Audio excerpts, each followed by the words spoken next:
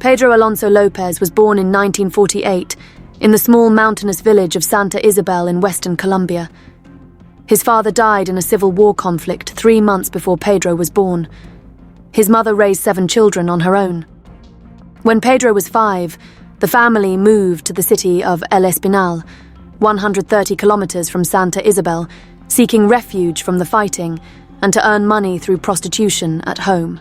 She had 6 more children with clients. In 1956, at the age of 8, Pedro misbehaved with his sister, prompting his mother to beat him nearly to death before throwing him out of the house. Pedro was then left to sleep on the streets, surviving by scavenging through trash. While begging one day, Pedro was invited by a stranger to his home for dinner and a place to sleep. However, there was no dinner or warm bed. Pedro was lured to a warehouse at the end of the street and sexually assaulted. With a childhood steeped in war, poverty, and violence, Pedro developed a distorted view of life and began seeking revenge. After several months of wandering the streets, the 8-year-old boy walked a total of 146 kilometers from El Espinal to Bogotá, joining a community of thousands of homeless children. They survived within a complex network of beggars, thieves, and street gangs. Pedro quickly joined one of these gangs. In 1958, when he was 10, he was adopted by a kind couple. It seemed like a happy ending was near, but 2 years later, Pedro was again sexually abused, this time by a male teacher. His horrific childhood memories and hatred resurfaced. Pedro ran away and returned to life on the streets, where he quickly gained a reputation for his skill in theft, particularly car theft. By age 18, Pedro was a well-known car thief in Bogotá's underworld and began mentoring younger members. In 1969, at the age of 21, Pedro's career in car theft ended when he was caught by police and sentenced to 2 years in prison. On his first day in prison, he was attacked and sexually assaulted by 4 other inmates. The next day, Pedro hid a butter knife in the dining hall and attacked each of his assailants. Not wanting to provoke further unrest, the guards ruled Pedro's actions as self-defense, adding only 2 years to his sentence. Pedro encountered no further trouble with fellow inmates for the remainder of his time in prison as they feared him. Released in 1973, Pedro drifted between Bogotá and El Espinal, occasionally visiting his mother. Their conversations never ended peacefully and were filled with arguments. In 1978, Pedro went to Peru, became a drunk, and began abducting, assaulting, and murdering an average of 3 young girls a week. Most of his victims were between the ages of 9 and 12.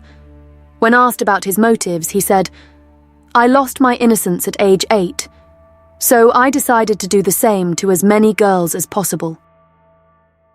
One day, Pedro was caught trying to lure a 9-year-old girl into the forest. An angry group of villagers pursued, captured him, and buried him in sand up to his neck. They suspected he was responsible for recent disappearances of young girls. However, the village chief intervened, urging them to hand Pedro over to the police. With no evidence linking Pedro to the other disappearances, the police released him at the border, expelling him back to Colombia.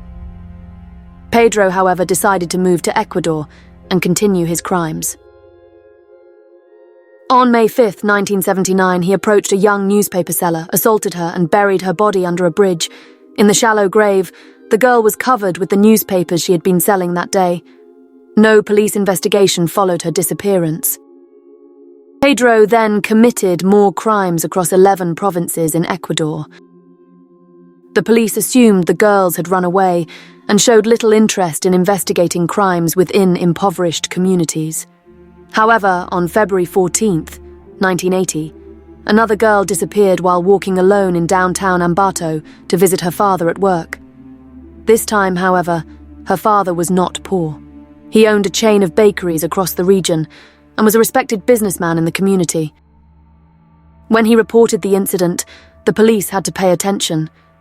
This raised hope among the parents of other missing girls, and their voices grew stronger in the community and the press. A few weeks later, Floods exposed the remains of 4 girls buried in various locations along a river near Ambato. This was the moment police realized they were dealing with a serial killer. The city went on high alert. On March 8, 1980, the body of the wealthy man's daughter was also found at a farm on the outskirts of town. The following day, at a town fair, Pedro attempted to approach a 12-year-old girl selling fruit with her mother. His actions, though seemingly harmless on a regular day, drew attention amidst the recent cases. When the girl screamed in fear, a crowd chased Pedro through the market, beat him severely, and handed him over to the police. At the station, Pedro denied all accusations. To extract information, the police chief posed as a fellow rapist and was placed in a cell with Pedro. The officer spent days befriending him and nearly a month extracting information. Pedro confided that since arriving in Ecuador, he had murdered an average of 3 girls per week throughout the country. In a later media interview, the police chief said, "During those 27 days, I barely slept, fearing he would kill me. He boasted about his crimes, which went beyond my worst nightmares." The officer eventually became so stressed and traumatized by what he heard that he requested to leave his position and sought an early release from the assignment. Pedro Lopez confessed to kidnapping, assaulting, and killing 110 girls in Ecuador between April 1979 and March 1980. 140 girls in Colombia from 1973 to 1978, 1,977, and over 50 girls in Peru in the last few months of 1978. In total, Pedro Lopez admitted to killing over 300 children in about 7 years. The police were unsure of how to proceed with Pedro. The number of victims he claimed was too vast. They thought he might simply be insane, concocting wild stories after days in confinement. After several more rounds of questioning, police asked Pedro to lead them to the burial or hiding places of his victims. This would confirm once and for all if the deranged man was telling the truth. Over 6 weeks, Pedro led the police to various sites, multiple times a day. He calmly and coldly pointed to where bodies were hidden. In total, police discovered 57 bodies, proving that Pedro had been telling the truth. At his trial on July 31st, 1981, Pedro was charged with 110 murders in Ecuador and was labelled the Monster of the Andes, or the most brutal killer in the world. However, Ecuador at the time did not allow consecutive sentences, and multiple charges for the same crime were considered unconstitutional. This meant that whether Pedro had 1 victim or 110, the maximum sentence was still 16 years, equivalent to 3 months for each victim. Authorities simply stated, "Yes, it sounds strange, but that is our law." Throughout his 16-year sentence, Pedro vowed to continue his crimes upon release. He was released on August 31st, 1994, 2 years early for good behavior. His freedom outraged parents, who protested continuously. Due to public pressure, the maximum sentence for rape was later increased to 25 years. Pedro faced no further charges for any murders in Peru or Colombia.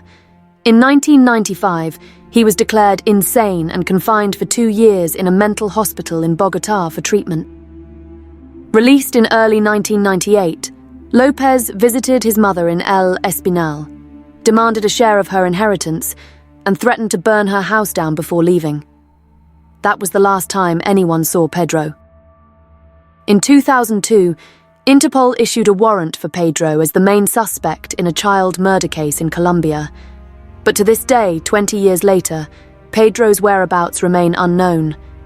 If still alive, he would now be 74 years old.